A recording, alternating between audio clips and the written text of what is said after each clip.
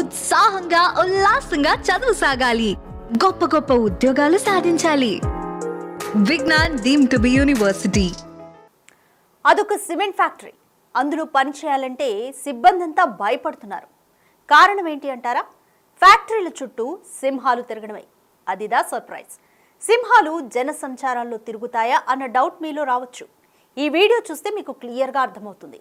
అసలు ఈ ఘటన ఎక్కడ చోటు చేసుకుంది? సింహానికి ఎదురెళ్లిన మనిషి చివరకు ఏమయ్యాడో ఇప్పుడు తెలుసుకుందాం. గుజరాత్లోని జునాగఢ్ జిల్లా దుంగార్ ప్రాంతంలో ఒక సిమెంట్ ఫ్యాక్టరీ ఉంది. ఆ ఫ్యాక్టరీ గేటు బయట వాచ్మెన్ల కంటే సింహాలే ఎక్కువగా కాపలా కాస్తున్నాయనే చెప్పాలి.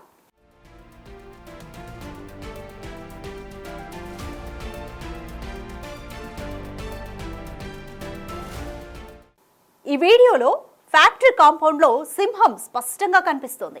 దాన్ని ముందుగా గమనించని ఫ్యాక్టరీ సిబ్బంది గేటు బయటకెళ్లాడు.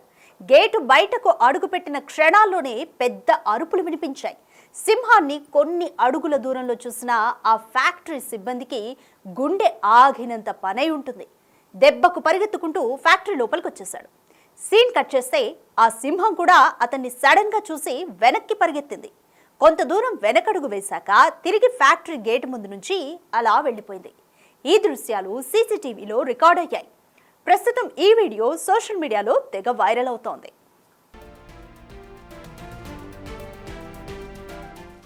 గత కొన్ని రోజులుగా ఈ సిమెంట్ ఫ్యాక్టరీ పరిసరాల్లో సింహాలు సంచరిస్తున్నాయి.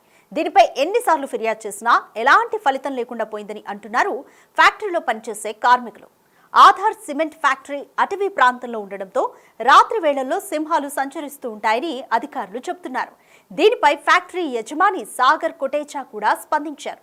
ఇలాంటి ఘటనలు సాధారణంగా జరుగుతూనే ఉంటాయని, రాత్రి వేళల్లో సింహాలు ఎక్కువగా సంచరిస్తూ ఉంటాయని అంటున్నారు. ప్రస్తుతం ఈ వీడియోలో మనం చూసిన వ్యక్తి అర్ధరాత్రి 1:30 ఫ్యాక్టరీ బయటకు రావడం స్పష్టంగా గమనించవచ్చు. సింహాన్ని చూసిన వ్యక్తి ఫ్యాక్టరీ లోపల పనిచేస్తున్న కార్మికులకు తెలిపాడు. విషయం తెలుసుకున్న ఫ్యాక్టరీ సిబ్బంది అప్రమత్తమయ్యారు.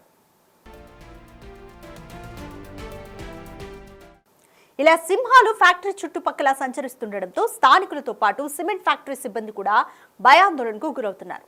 అటవీ శాఖ అధికారులకు ఈ ఘటనపై సమాచారము అందించారు.